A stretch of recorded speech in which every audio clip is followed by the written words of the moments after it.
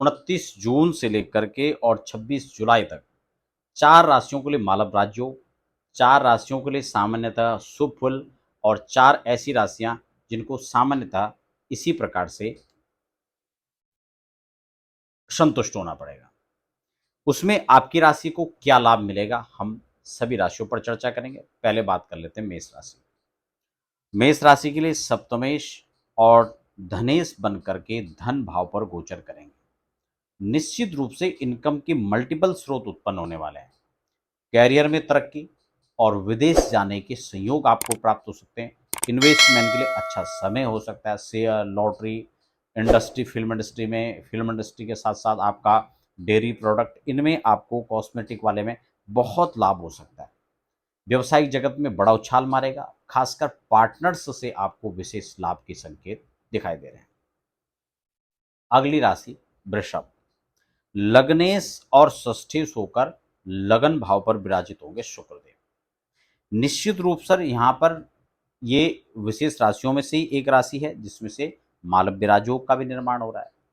आपको व्यापार में, कारोबार में, कैरियर में तरक्की यहाँ पर प्राप्त होगी। साथ ही साथ कोई ऐसे काम थे जो रुके हुए थे, पेंडिंग थे, वो काम यहाँ पर पूरे हो सकते हैं। तो ये गोचर काल विशेष लाभ आपको दे सकता है, कर्ज से भी राहत दे सकता है। तीसरी राशि मिथुन।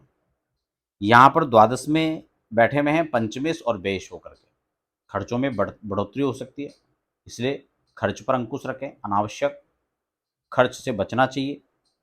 पंचमेश का द्वादश में चले जाना संतान की चिंता आपको सता सकती है, इसलिए थोड़ा सा इस गोचर काल के अंदर धैर्य रखना चाहिए और भगवती की उपासना करनी चाहिए, दुर्गा जी की। चौथी राशि कर्क। बेहद खास राशियों में ये भी एक राशि है कर्क, जहां आपका आयस और चतुर्थेश होकर के आय भाव पर ही इनकम के हाउस पर शुक्र बैठ रहे हैं। मल्टीपल तरीके से आपको इनकम के स्रोत बढ़ेंगे। अपनों का सहयोग अपेक्षित रहेगा। यहाँ पर मित्रों का सहयोग, परिवार का सहयोग आपको मिलता रहेगा।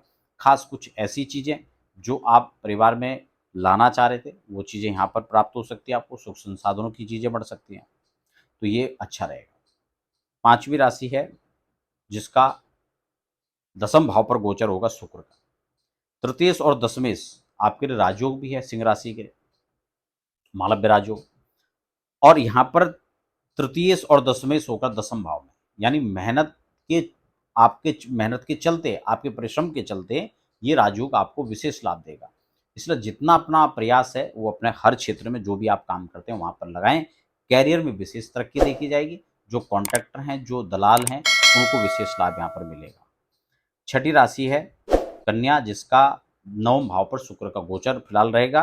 द्वितीयेश और भाग्येश, भाग्य का पूरा आपको जो लाभ मिलेगा और धन भाव के स्रोत आपके लिए बढ़ेंगे। जो भी आपका कार्य, व्यवसाय है, नौकरी है, प्रमोशन के चांसेस यहाँ पर हो सकते हैं, अनुकूल ट्रांसफर आपका हो सकता है। तो ये आपके लिए खासकर कैरियर के दृष्टिकोण से अच्छा रहेगा और इनकम के दृष्टिकोण से भी अच्छा है।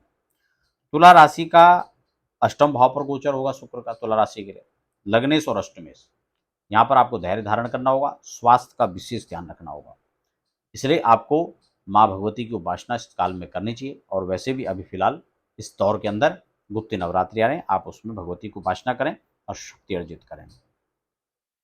आठवीं राशि जिसका गोचर शुक्र का आपके लिए सप्तम भाव पर हो रहा है, व्ययेश और सप्तमेश। मालव्य राजयोग तो मिल ही रहा है, लेकिन खर्च भी बढ़ेंगे, तो इसलिए सोच समझकर खर्च करें, अनुकूल जगह करें। निवेश के लिए अच्छा समय हो सकता है। Share, lottery, industry, film industry, व्यापार, होटल इंडस्ट्री, इनमें विशेष लाभ उन लोगों को मिलेंगे जो इन फील्ड में जुड़े हुए हैं। अगली राशि है धनु राशि। धनु राशि के लिए यह गोचर आपके छठे भाव पर होगा, आयस और षष्ठेश होकर के।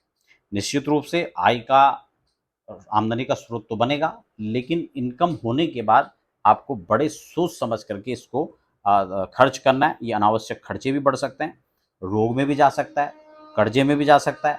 इसलिए आपको ध्यान रखना होगा कि अगर आप पैसा दे रहे हैं तो उचित व्यक्ति को दें, खोज जांच पड़ताल के बाद दें, ताकि आपका धन अनावश्यक इधर उधर ना जाए। आप कर्ज से अगर परेशान हैं तो कर्ज मुक्ति का भी मार्ग खुलेगा। अगली राशि है दसवीं यानी मकर। पंचम भाव पर गोचर होगा दशमेश और पंचमेश। संतान पक्ष से लाभ मिल सकता है और दसम भाव के मालिक होने के साथ साथ ये आपको कैरियर में तरक्की देंगे। अगर आप कोई कार्य पेंडिंग में है तो वहाँ पर उसका लाभ आपको मिल सकता है। और अगर आपका जो है कोई कॉन्टैक्ट का काम है, जो किसी के कॉन्टैक्ट किसी के माध्यम से होता है, तो उसमें भी यहाँ पर लाभ मिलेगा। दलाली करने वाले लोगों के लिए अच्छा ये समय हो सकता है। होटल इंडस्ट्री, फ़िल्म इंडस्ट्री में जो काम कर रहे हैं उसको लोग उनके लिए विशेष लाभ है। अगली राशि है कुंभ। चौथे भाव पर गोचर होगा भागेश और चतुर्थेश बनकर, तो राजयोग तो मिलेगा ही आपको, साथ ही साथ इनकम के अनेक स्रोत बढ़ेंगे। भाग्य पूरा आपके साथ यहाँ फिलहाल खड़ा दिखाई दे रहा है। कुंभ राशि के लिए अच्छा गोचर कहा जा सकता है। शनि की साढ़े साथी भी है, जबकि शनि वक्री भी हो रहे हैं आपके द्वितीय भाव पर अब, तो इसका विशेष लाभ आपको मिल सकता है। अगली राशि है मीन। मीन के लिए अष्टमेश और तृतीयेश और तृतीय भाव पर गोचर, तो बेहद कोई विशेष लाभ नहीं, आपको फिलहाल संतोष करना पड़ेगा। और अगर परिश्रम के चलते आप आगे बढ़ते हैं तो परिश्रम के बाद निश्चित रूप से आपको जो है उसका पारितोषिक मिलेगा।